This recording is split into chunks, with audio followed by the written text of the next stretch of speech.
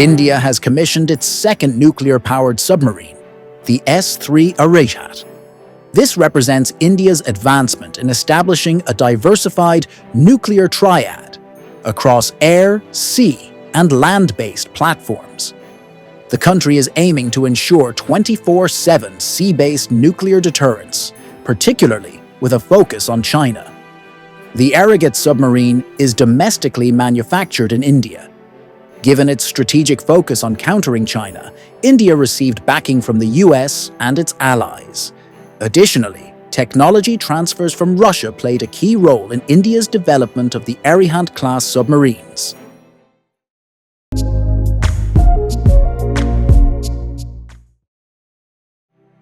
The Arighat submarine is capable of carrying nuclear weapons.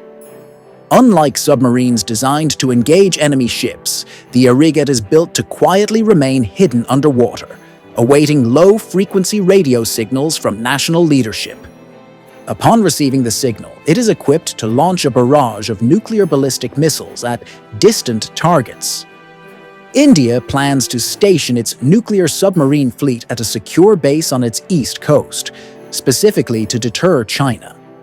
India and China have unresolved border disputes, with a history of numerous clashes, including the major war in 1962.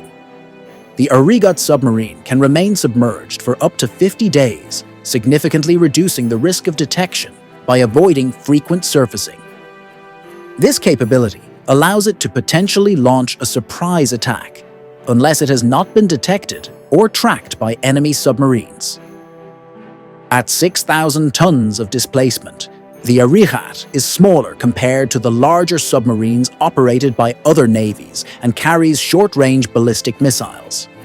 However, it marks an important step for India in developing more advanced submarines.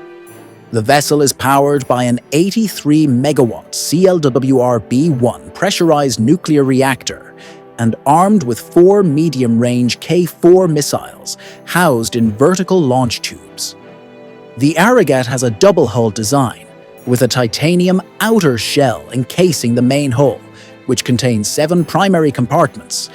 It is also equipped with 3 533mm wire-guided torpedo tubes for self-defense, 2 auxiliary thrusters, and a retractable emergency thruster. The Arighat's design resembles Russia's Kilo-class diesel-electric submarines, also used by India. However, its internal systems, such as radar, combat, and torpedo defense, were sourced domestically and from British, French, and Israeli companies. In comparison to India, China possesses a larger fleet of submarines with missiles that have a longer range, capable of striking targets across India. Indian submarine-launched missiles, however, can only reach central or eastern China. India plans to base its nuclear submarines on the east coast to counter China's influence. However, with China allied to Pakistan and its navy patrolling the Indian Ocean, along with a base in Djibouti, India's sea-based deterrence remains limited, even with the Arighat. To maintain a continuous nuclear deterrent, India needs at least 3 submarines to ensure one is always deployed. Achieving this will require more advanced submarines with longer-range missiles. The larger and upgraded S-4 Arighat submarine, 125 meters long and 7,700 tons, is set for delivery next year, followed by 1 or 2 more improved S-4 class subs. India is also expected to start building the first of 4 15,000-ton S-5 submarines, capable of carrying 12 to 16 K-6 missiles with multiple, independently targetable nuclear warheads, a technology India tested in March 2024. The Indian Navy plans to acquire 2 or 3 7,000-ton nuclear-powered attack submarines by 2032 to protect against Chinese submarines in the Indian Ocean.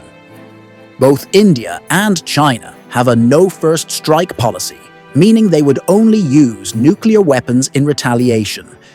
However, changes in leadership or policy and a lack of trust can affect this.